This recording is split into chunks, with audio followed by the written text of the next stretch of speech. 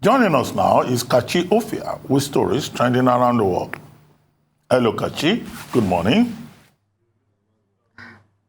Good morning, Dr. Abati. Hello, Tundun. Good morning. Good morning, viewers. Let's take a look at the stories trending around the globe today. Good morning, Tundun. All right, now the management of the Ibadan Electricity Distribution Company, PLC, has said that the Oyo State Government has illegally sealed off its offices following the disconnection of electricity supply to the State Secretariat, which also houses the Governor's office. The Electricity Distribution Company said the state owes it 450 million naira and basically it disconnected supply to the State Secretariat over failure to pay. But the company then said that through the officials of the state, it's basically retaliated by sealing its offices over some contrived debts. Now, this story has been trending on social media, especially because the chief operating officer, John Ayodele, had made, the statement. He was basically led by his media relations team in the IBEDC, Busolami Chuashe, who said that the state government claimed that they were owing revenue bills and personal income, hence this action. But Ayodele is saying that this claim is really, really suspicious. I mean, what are the odds that the one time they decide to seal off the power supply to the governor's office, that is when these bills suddenly come up? They said they had absolutely no notice about it. And what people are saying is if the Oyo State Government owes the disco, it should pay as every other Nigerian does. Well, this is a constant issue, isn't it? We had a sort of series of exposés from the Office of the Auditor General of the Federation about this MDA or that MDA owing this amount or that amount, failing to remit this, that, or the other. So we do get a lot of this sort of impunity. However, the Oyo State Government has released their own statement in which they're quite emphatic about the fact that this power company is owing them taxes, and they did not just, arbitrarily seal their premises, that they got a court order, they got a court warrant to do so. And that is the general practice. I'm sure lots of business owners all across the country have had that unfortunate experience of having their premises sealed for, failing to remit to their state's Inland Revenue Authority. So it's looking like, is it a case of tit for tat, or is it just a case of government impunity? Yeah. But it does appear that this is a serious problem and it needs to be resolved, because the state government is claiming that they are owed 400 million naira in taxes over a 2-year period. So they need to resolve this. Okay. It looks like retaliatory action. It looks like tit for tat. And perhaps it may be a bit difficult to know which one comes first. But what has been reported is that the Ibadan Electricity Distribution Company had gone ahead to cut electricity supply to the State Secretariat. The State Secretariat is also where the governor's office is. And that the response from the state government was also to go ahead and then seal off the offices of the Ibadan Electricity Distribution Company on the grounds that the company has not been paying personal income tax, and on the ground that it's owing some revenue bills that it has not declared to the state government. And hence, IBEDC, which is the acronym for that Ibadan DISCO, raised the alarm that this is a retaliation. So if you look at it on both sides, the state government that is accused of owing 450 million in electricity bills may be holding the wrong end of the wicket, because ministries, government departments, and agencies are supposed to pay electricity bills. Now, the Nigerian government at all levels is the biggest debtor in this country, because government departments and agencies have a sense of entitlement and they do not pay. And those who provide services will claim that they are running a business. They are not running a charity, okay? Now, but on the other hand, if it is as it is alleged by the state government, that IBEDC is also not paying taxes, that's another problem. Because, if you're a company, then of course you must pay taxes in return for, certain demands, certain services also provided by the government. But what I hear as the latest in this particular matter is that the state governor, Seyi Makinde, has stepped into the matter and that some kind of truce has been forged. And we hope that both the IBEDC and the state government will be able to reach a middle ground. Whoever is owing who, if A is owing B and B is owing A, then they should resolve it. But the priority for the Oyo State Government and the governor personally will be to ensure that it provides an enabling business environment that will attract investors. Because the signal to others is that, oh, if you go to Oyo State, the government can just wake up one morning and come and seal off your office. Okay? If the federal government is talking about, what is that committee again, SEBEC, or what is it called? You know, an Enabling Business Environment Council. Then, of course, the state governments also must do that if they want to attract investments. But that's not an excuse for IBEDC not to pay tax, even if tax is another area of complete concern in Nigeria in terms of how tax is managed and how taxation is administered, particularly at the state level, where there's a lot of opaqueness and a lot of multiple taxation. Absolutely. Well, let's get into Benue State, where a lot of Nigerians are asking, what do we listen to? Who do we follow? What do we take in? So here's what's going on. The Benue State Governor, Samuel Ortom, has said that the federal government is to be blamed for the rate of insecurity in the country, point blank. Now, the governor, he has been very critical of the Buhari-led administration, and he said this when he received a team from the Administrative Staff College of Nigeria, led by a representative of the Director General, Mrs. Cecilia Gaya, at the Government House in Makurdi. Now, he said that the present federal government is responsible, saying that he took proactive steps right from 2016 to see how he could curb insecurity, but he wasn't listened to. He also pointed out that it appears to him that this leadership wants to surrender Nigeria to the insurgents, and their action and inaction have proven to him that they're just working with the insurgents. So it's clear that they definitely have to be the reason for the insurgency in the country. And then he pointed out that the Benue State people have resolved to trust in God, as that is the only place they can fully rely on for their safety and security. And the people of Nigeria are asking, so what are we average people supposed to do? What are the regular people supposed to do? Just yesterday, we were going to take the story of the trending video from Niger State, where droves of people from Niger State were basically leaving their homes, seeing how they could find solace in another location as a result of the fact that their villages were being attacked at the time. It was heartbreaking to see that video. Now, to hear this and then juxtapose it with what the president said a couple of weeks ago, where he said he's overwhelmed by the security situation in Nigeria. You know, another governor is saying, oh, let's bring in Islamic leaders to pray.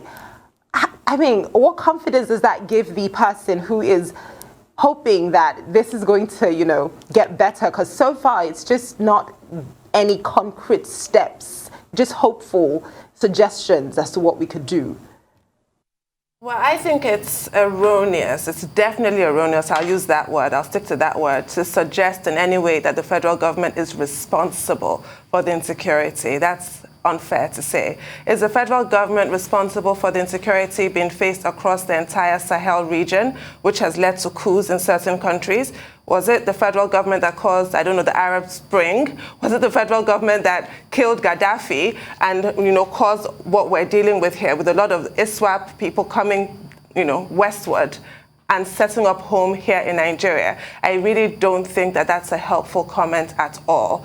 If the governor is pointing out failures, lapses, like the impression of collusion, the impression of kid gloves treatment, measures like Operation Safe Corridor, which people feel almost gives a pass to these terrorists. If he's pointing that out, then that I can accept as an argument. If he's pointing out the fact that we hear news that, oh, finances of terrorism have been disclosed or discovered, but they're never disclosed. We haven't seen anybody named and shamed. We have this barbaric practice here in Nigeria of, you know, parading suspects before television cameras when people are supposed to be innocent until proved guilty. But that is a common practice here with the law enforcement in Nigeria. That does not happen with these financiers of terrorism. We're just told, oh, some bureau de change or whatever, and where are those people? So if you're talking about kid gloves treatment, that I can accept, but to say responsible, that's a very strong word. The government, I feel, is making an effort. I mean, we've had delivery of how many?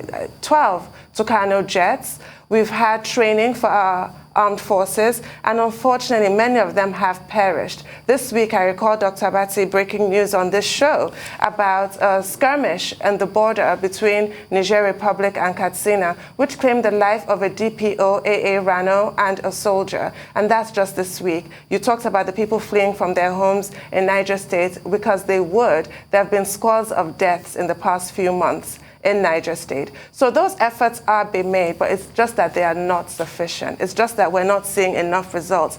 And the worry is that the Northeast was always firmly the epicenter for many, many years, and it appears to be spreading, which it would. What is happening is that these failings are only just emboldening these people. We now have banditry, which finally was described as terrorism, which is another example of kid gloves treatment. So I think that I would qualify that statement. I wouldn't say that they're responsible at all, but the way it's been handled, the way insecurity has been handled, does fall short. Okay, let's try to put this in context. This is Governor Samuel Ortom of Benue State. He has been very inconsistent in crying out that the security challenge that he faces, particularly in Benue State, is intractable. And on many occasions in the past, he had called on the federal government to come to the rescue of the people of Benue State. In this particular instance, where he was engaging with a delegation that had visited him, he concluded by saying that the people of Benue State trust in God, that they have left their problem to God. Now, is it God's responsibility to ensure security in Nigeria? The Constitution of Nigeria, Section 14 thereof, talks about the responsibility of government being the security and welfare of the people. And consistently, Samuel Ortom has been saying that the people of Benue State have been ignored. I think on one occasion he even wept after a famous fashion in Nigerian history. Okay? And what are the issues that he has had in Benue State? Farmers, herders, clashes, principally. Perennial conflict between farmers and pastoralists in that state, and also religious conflicts. Now, I think it's also alluding, in a sense, to the powers of governors. He has said that in the past, and that could provide a context for his present expression of irritation. You know, under the Nigerian Constitution, Section 216, Section 216, subsection 4, governors are mentioned as chief security officers of their states. But that power is immediately taken away in Section 214, subsection 5, which says that even the governor will have to refer to either the president or the inspector general of police or any other agent of the president to be able to ensure security. And Ortom, in this particular instance, was saying, as far back as 2016, he had made some suggestions as to what could be done, but nobody listened to him. And he aligned himself with the recent position of Governor Zulum of Borno State, who pointed out that, look, ISWAP, the Islamic state of the West African province, was gaining territory, even if these are territories without populations, and that in due course, ISWAP may be worse than Boko Haram, and that Nigeria may have a more difficult situation to deal with. And Ortom, piggybacking on what Governor Zulum said, says Nigeria is on its way to Afghanistanism, that we could end up with the kind of situation that we have, that they have in Afghanistan, where, you know, a band of ideologues and extremists have taken over that country and have remained resilient even in the face of international economic sanctions. And the people who are suffering are the people of Afghanistan. So, you know, Ortom, I think, if you contextualize what he has said further, is drawing attention to, one, the powerlessness of the governors, who are called chief security officers, and there are no chiefs in any regard, you know. And then also the fact that the security situation in the country is getting worse. But we are aligned with the point that maybe it's not only the federal government that should be blamed. Yes, the federal government has a part of the blame. But the same federal government has been saying consistently that securing Nigeria is a collective responsibility. Even as citizens, we have a role in the matter. But the average Nigerian abdicates his role for whatever reasons. Traditional rulers are not playing their roles. Religious leaders are not playing their roles, okay? So maybe perhaps if we all come together and support government, either at the federal level or at the state level, maybe perhaps we'll be able to make a headway. But those who have been saddled with the responsibility should do their work. The Nigerian police is underfunded. The military, they are overstretched and overused and overabused. And so security, of course, of lives and property will remain, whatever the situation, the most important consideration. Yeah. Well, let's take our final story today, where the Nigeria Customs Service has intercepted 3.1 billion naira worth of pangolin scales and elephant tusks from a Sienna with the registration of a KRD 541HH in Lagos, Nigeria. Now, the Comptroller General of Customs, Mr. Hamid Ali, he made this known at a news conference in Lagos. Now, he was represented by the outgoing National Public Relations Officer of the service, Joseph Atta, and he said that the seizure was carried out on the 2nd of February by men of the CGC strike force. Now, he also noted that this operation was conducted in collaboration with the Wildlife Justice Commission, targeting the illegal trade of wildlife from Africa to Asia. And then he said that was seen today was the fourth major seizure, in fact, of pangolin scales, ivory, and other assorted wildlife parts in Nigeria within the last 13 months. Now, one of the reasons why I really wanted to take the story is because, as we all know, Rise News is in full support of the wildlife conservation here in Nigeria. So I think this is a very, very important, point to equally stretch the fact of how, dangerous and how terrible the situation is with regards to these animals, the pangolins, the elephants, these tusks that are being sold for, profit. It's a very, very, very tragic situation there.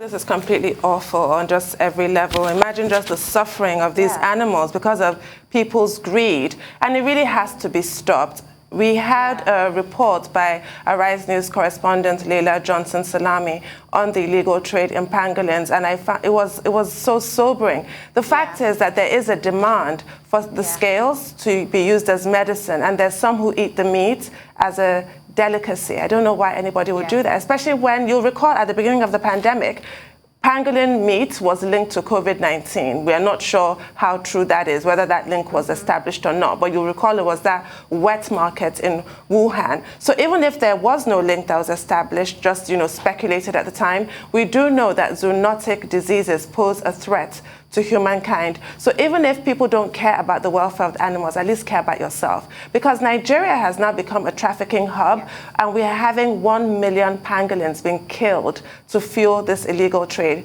And don't get me started on elephants. I know some people identify as different genders from the one they were born in. So if they do that, then I can identify as an elephant. I really believe that I must be an elephant. I love elephants. And this is how we're killing elephants. We're killing them in their tens of thousands every single year. Can you imagine a world where the elephant, the African elephant, becomes extinct? It has to be stopped. So I want to commend the customs for a job well done, but really a lot more needs to be done. Okay. Well, this is not the first time we get to hear this. But the question is, even when, these endangered species are intercepted, what follows? We never often hear about the persons involved in illegal wildlife trade, convicted. So I think that, yes, while this shows vigilance on the part of customs, working with the Wildlife Conservation Agency to intercept this, what is important is for examples to be made out of persons who engage in this. Nigeria has 2 laws under which they can do that. We have the National Park Act, and then of 1999, we also have the Endangered Species Act of 2010, which are derived from Nigeria being a signatory to the Convention on International Trade in Endangered Species. So Nigeria has both a domestic and an international obligation to check this trade in endangered species. In 2016, pangolin was specifically moved from being a vulnerable animal to an endangered species because it was discovered by the Wildlife Conservation Fund that is one of the most trafficked animals in the world. Atundo was saying, well, she's wondering why people will eat pangolin. No, the meat is said to be a very good aphrodisiac. Oh, goodness. You know, some people also, no, that's the truth, you know. And in China, which is the major destination for these pangolin scales, you know, it's also used to produce some oil, you know, some, lubricating oil. And also some people in other parts of the world use it for witchcraft ritual purposes. Also elephant tusks, of course, we know. And in fact, there's one incident in Nigeria, somewhere, I think in Oyo State, where an elephant was sighted. You know, I hope that the relevant authorities will keep an eye on that elephant before they use it to prepare pepper soup. Because I saw a picture of the elephant, you know, on the floor, you know, a bit challenged. You know, if the authorities don't move fast, the elephant will end up in pepper soup pots, and the tusks will also be harvested. But the important thing, of course, is that, look, these animals, they are part of our habitat. So habitat fragmentation, you know, and destruction is a major challenge in the world. And that's why these animals, which are part of the ecosystem, part of the balance, the general balance, you know, of the biodiversity, you know, within which all of us are circumscribed, whether man or animal, is very important to protect it. Thank you very much, Kachi. I'm told that our time is up today. That will Thank be you all very what's much. trending. Thanks for having me.